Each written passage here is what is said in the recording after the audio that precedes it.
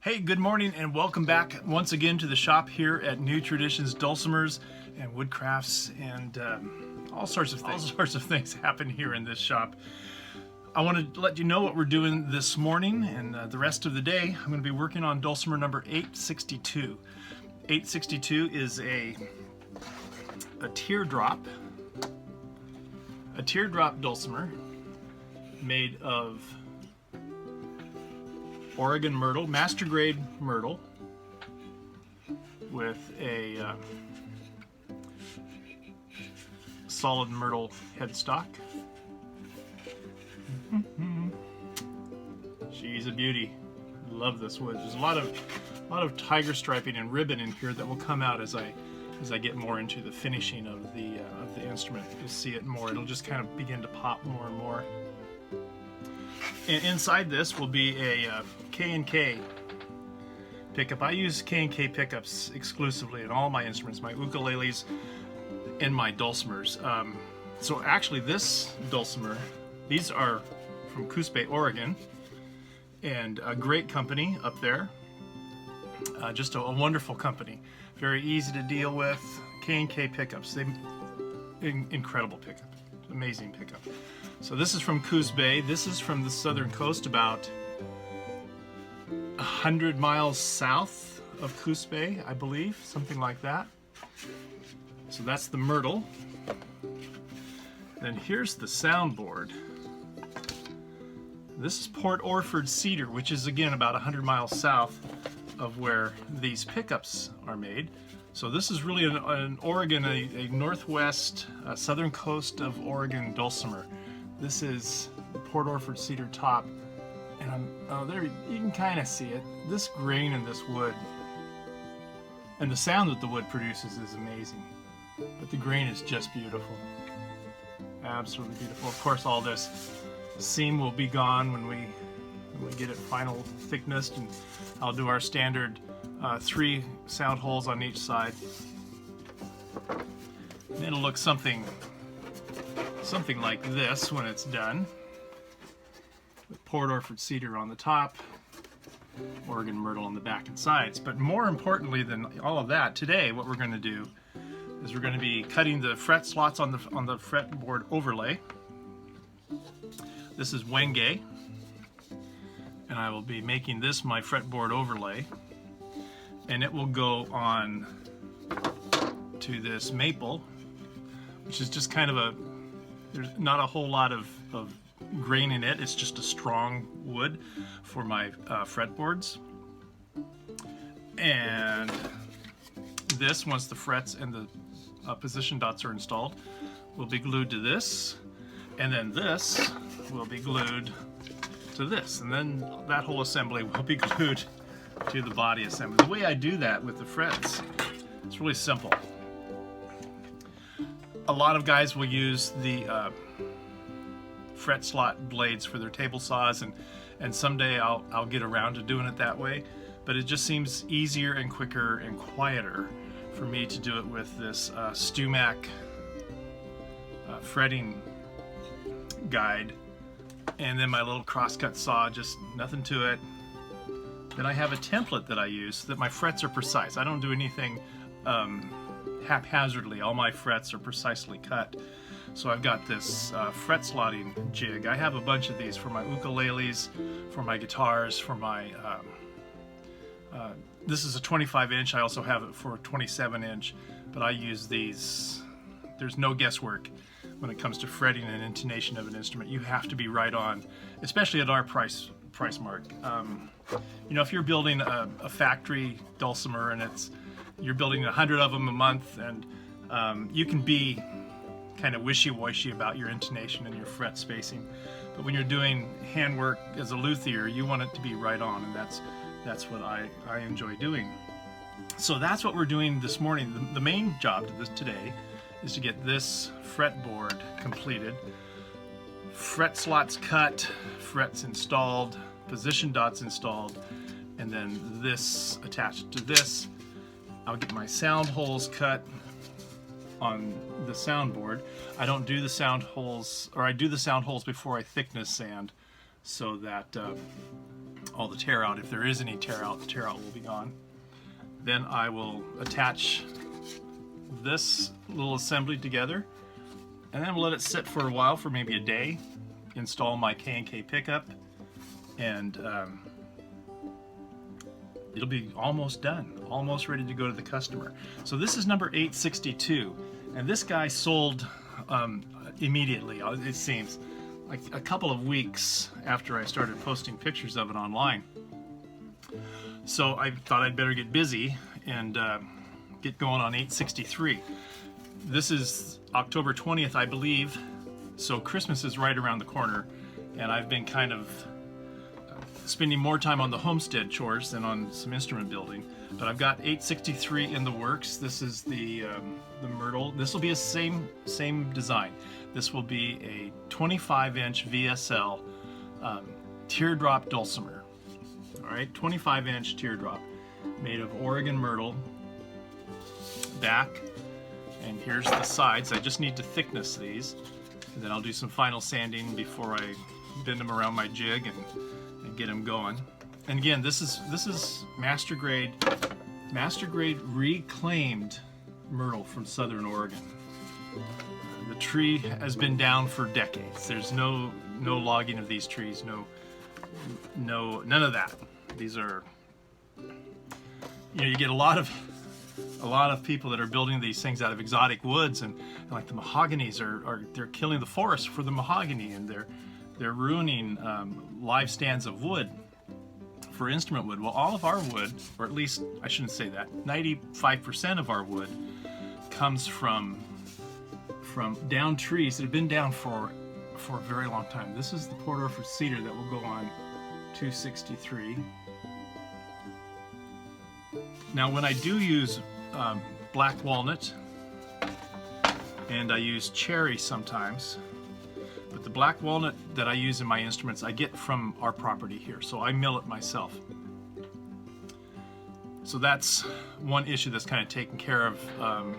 It's definitely a renewable source here on New Traditions Homestead. We have more walnut trees than you can shake a stick at, and the walnuts attract squirrels, and squirrels end up in our shop and in our cars and in our it's just not a good thing. So anyways, my point is, the black walnut that I use is local Indiana, Somerset black walnut. The cherry that I use is also from down trees. We get a lot of wind. Last night it stormed here from 8 o'clock in the evening until 5 o'clock this morning, and it stormed. It was a thunder and lightning storm with intense rain and a lot of wind. So that means that trees come down. And for us, with our sustainable homestead, we can go out and get those trees, buck them into lengths of dulcimer size and ukulele size, let them dry for a year and a half, and we're good to go. We've always got wood here on the homestead, and always have wood here at New Traditions Dulcimers. Then I use my hackberry trees that come down. I use those in my wood turnings, which is it's a beautiful wood if you haven't seen it. So I digress. Today we're doing the fingerboard, excuse me, and the fingerboard overlay for number 862. This is going to Mary down in Florida. I believe she's going to get a real kick out of this one. I think she said this was her first dulcimer ever, so it's going to be nice for her to have a pro dulcimer that plays appropriately. And Wenge fingerboard overlay. Here's my fret wire in case you're interested. I don't know if anybody is, but this is the way I buy my fret wire. I buy it in bulk. Again, I get this from StuMac, which is where I get just about all of my tools and my accessories. I don't know how many come in this. I'm guessing it's probably 50 or 100 pieces of fret wire that come in this, and I cut them to length, install them on my trusty press, and we're good to go. I'll be back and show you a little bit more of the fret slot cutting. See you later. Alright, so I'm ready to cut my fret slots. I have my fret slot cutting jig from StuMac. I have my Wenge double-sided taped,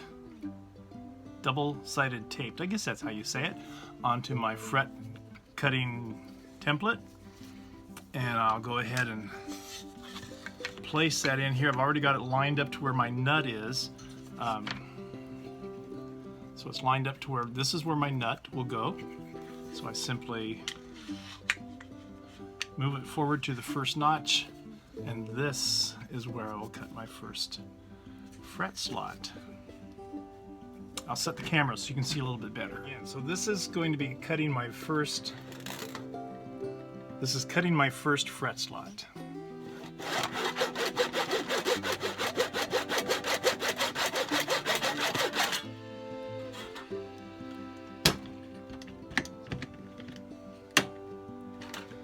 So that's fret 1, and I like to put a 1.5 fret on my dulcimers.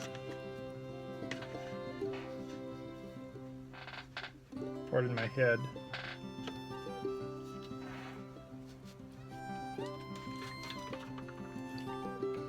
The biggest thing about cutting frets is that you just have to be patient. And really, it's a gloomy day outside. I do have a deadline for this dulcimer, but it's quite a ways off. Listening to Merle Haggard radio on Pandora in my shop. I've got nothing but time.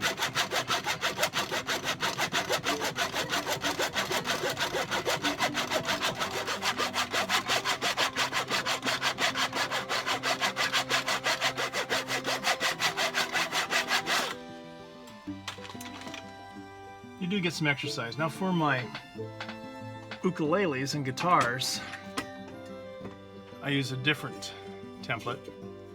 This, of course, is from Stu Mac, as you can see there. This is for my soprano ukulele and my concert ukulele, but it's the same process.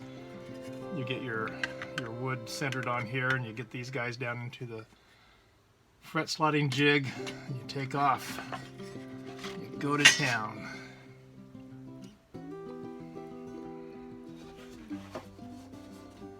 All right, well, the fingerboard or the overlay is finished, and this is it. One fret, first 1.5 fret, 2 and 3, 4, 5, 6, 6.5, 7, 8, 8.5, 9, 10, 11, 12, 13, 14, 15, 16, and 17. They're all there. Yeah, it's going to be a nice overlay. This is Wenge, and the position dots are mother of pearl. Next step, which we won't videotape today because it's time for lunch. This will be, actually, first step, so this will be thicknessed to go on top of the soundboard, and then this will be attached, and then this will be attached down here where my saddle goes. It'll be 25-inch VSL. For dulcimer number 862, here's the soundboard once again. I wish I could get this to show the ribbon and the beauty of this Port Orford cedar. Soundboard for 862. Here's the pickup that's going in it, B and K, K and K, sorry. And here's the back and sides with this beautiful Oregon myrtle wood. So this myrtle is from Oregon. Soundboard, Port Orford cedar, is from Oregon. K&K Big Island Spot pickup is from Oregon. Wenge is not, and the maple is not. But that's it for number 862.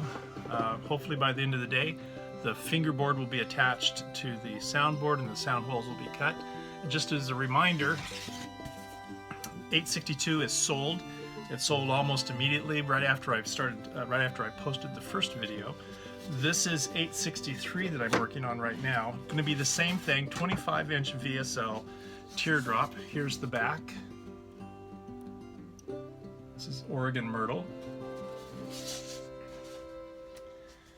Here's the soundboard, Port Orford cedar. Some nice, really nice striping in there. And here's the sides, also book matched Oregon myrtle wood. And these are 1 3/4 deep, these dulcimers. So there you go. It is time for me to take a break, get out of the shop, go see the chickens, go play with the goats, and generally have a fun time here on the homestead, but it's also time for lunch. So I'll see you later. Hopefully I'll have the fingerboard overlay attached to the fingerboard, and I'll go ahead and show that to you when we're all done and get everything assembled for the soundboard. 862 is sold. 863 is this one, which I'm working on right now.